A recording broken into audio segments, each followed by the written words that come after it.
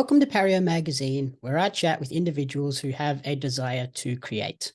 Today, I'm joined by a singer who is set to grace the stage as part of the Christmas Spectacular later this month, where she will be singing all of our favorite Christmas songs. Welcome to Pario Magazine, Prinnie Stevens.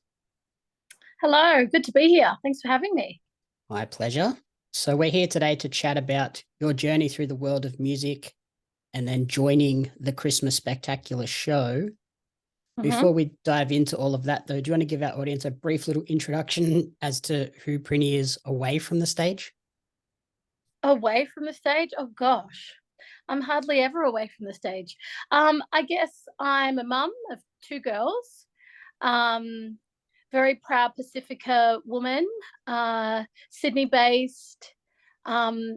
I started very, very young in this industry, so it's kind of all I know. I live and breathe singing, dancing, acting, one of those triple threats. I started very young and very lucky to still be doing it now. So yeah.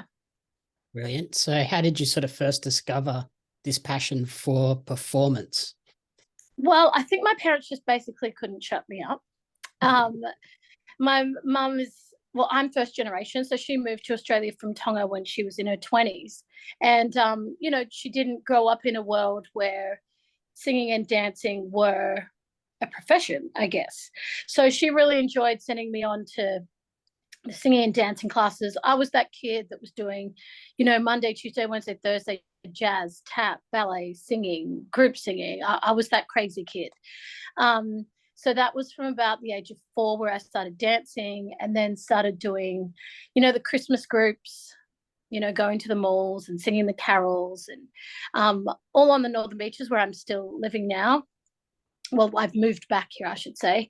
And then, it just kind of moved into my teens where I went on to start at Brent Street, which is quite well known in Sydney. And then went on to, my first show when I was 17, straight out of high school. So I've, started when I was 4 and just haven't stopped. Are you experiencing a similar thing with your daughters now where can't shut them up either? With my youngest, yes. My eldest is more so, she does sing it, but she's a bit more of a recluse than I am. She's more of a singer-songwriter. But my youngest is definitely, she is that kid. She's singing and dancing. It's definitely, A few years down the line and we'll have the whole family trio as doing Christmas songs. My gosh. Maybe. Well, my eldest is in my band, so I'm sure my youngest will be like knocking on my door like, okay, is it my turn yet? Yep. So yeah. And then who were your earliest inspirations and how have those inspirations evolved over the years? I guess when I was young, my biggest inspirations were Janet Jackson and Whitney Houston. There weren't many faces that I really kind of recognized or related to when I was growing up in the industry here as far as singer, dancer, all the things. My highlight would be like the Grammys and watching the next big performance, the Michael Jackson, Janet Jackson, Whitney Houston, they all had these incredible performances on stage. Whitney more so about she could just stand there in a nice dress and just deliver straight vocals, just incredible. Whereas Janet was, this triple threat. She was doing movies. She was an incredible dancer and still is in her 50s and singer. So I really was very much influenced by the two of them. And still to this day, I'm very much influenced by both of them. I assume you're very excited for the Whitney Houston movie that's coming out shortly as well. Oh yeah, I just reposted yesterday. I was like, oh my goodness. I was lucky enough to do The Bodyguard with my good friend Paulini a few years back. So it was incredible to pay homage to one of the incredible singers that have influenced me so much. So yeah. And then shifting over to the Christmas Spectacular, which is taking over the State Theatre on December 22 and 23. How did you come to be involved in this particular show? So Michael Boyd, who's the incredible producer, and he's actually the magician in the show, a mutual friend of ours, Rhonda Birchmore, kind of hooked the two of us up, and publicist Amanda Buckworth, who you know. So just mutual friends. He was looking for, that Mariah Carey-esque kind of singer personality. And just like Michael, who's producing the show, I'm all about the glitz, the glamour, I love Christmas. I love singing all the Christmas songs. I don't shy away from a Christmas carol. I will be living my Mariah Carey fantasy on that stage at State Theatre next week. So I'm very excited. I get to wear all the, sparkles and all those sorts of things. So, a lot of people, singers, are like, oh gosh, that Mariah Carey song again. I'm that crazy person that loves singing it every single time. Okay, yep. You're not one of those people that's just like, oh my God, it's back on again. I'm the first, I'm the first one to sing it, which is crazy. Very nice. Yeah, I spoke to Michael about a month and a half ago about his magic show. So it's very cool to see all of these different creatives coming together for this one show. Yeah, and we've got the Rocket style dancers, which are incredible. I spent a lot of time in America and most importantly in New York, where I was signed for quite some years. And I miss New York around this time, and I can't wait to have that little piece of New York with the Rockettes, the iconic dances and costumes that they wear. It's the perfect show for grandma to bring the grandkids and every age group in between. Yep, bit of singing, dancing, magic, bit of Yep, everything. all of it. Dancing, magic, singing, Santa, elves, all the things you love about Christmas.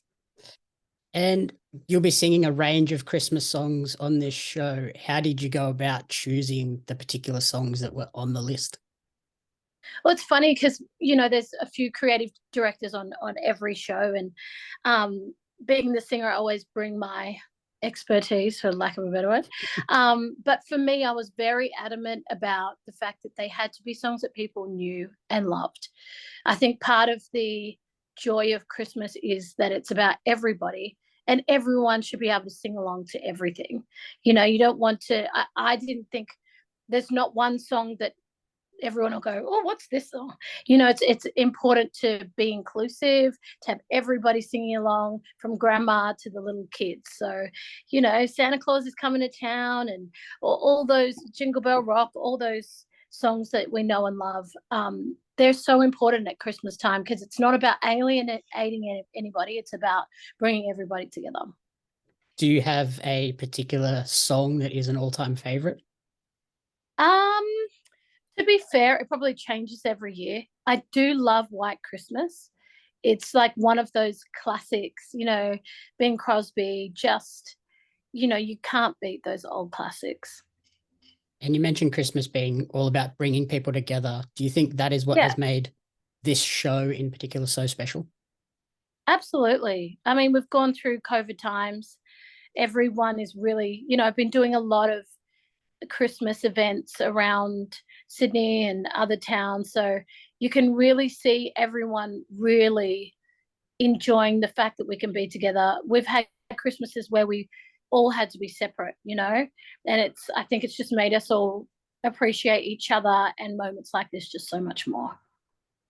And would you consider writing your own Christmas song in the near future or anytime soon?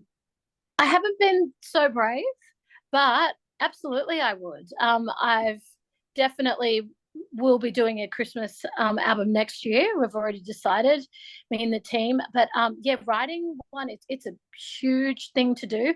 But the good thing is Christmas carols, if you write a song, it either goes totally under the radar and nobody notices, or it hits and you've got a hit. So I'm definitely willing, and it should be in the pipelines. Very nice. And I think you'll have a nice unique perspective with the Pacific background and the Australian background as well. Absolutely. And then looking further ahead into 2023, what else is on the horizon for yourself personally? So I'm a obviously singer, but Also, I write and produce shows as well. So I've got Sydney Festival coming up in January on the 12th and 13th at the Sydney Theatre Company. So I'm looking forward to that. I've got the Seniors Concert, which is a huge celebration of our incredible senior citizens in New South Wales, and that's at the ICC.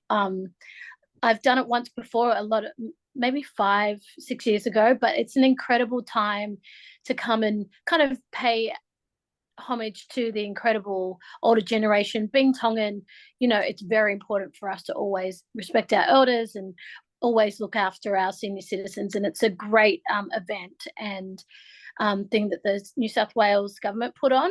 So I'm looking forward to that. And then in February as well, I have a show at the Ride Eastwood RSL Club, football club.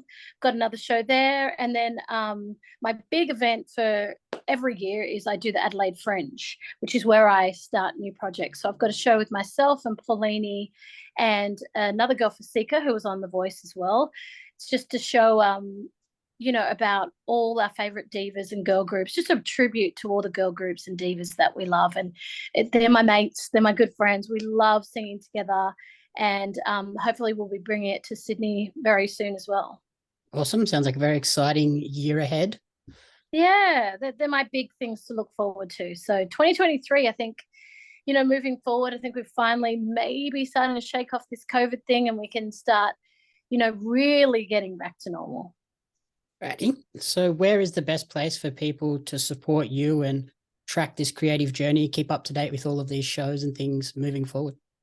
Yeah, I guess all the usuals. It's Prinnie.com is my website, and just Prinnie Stevens on all your platforms, Facebook, Instagram, TikTok, all the lovely places that we, get stuck on for hours and hours. Mm-hmm. Alrighty, perfect. Thank you so much for taking the time, and good luck and have a very Merry Christmas. Thank you so much for having me. Merry Christmas.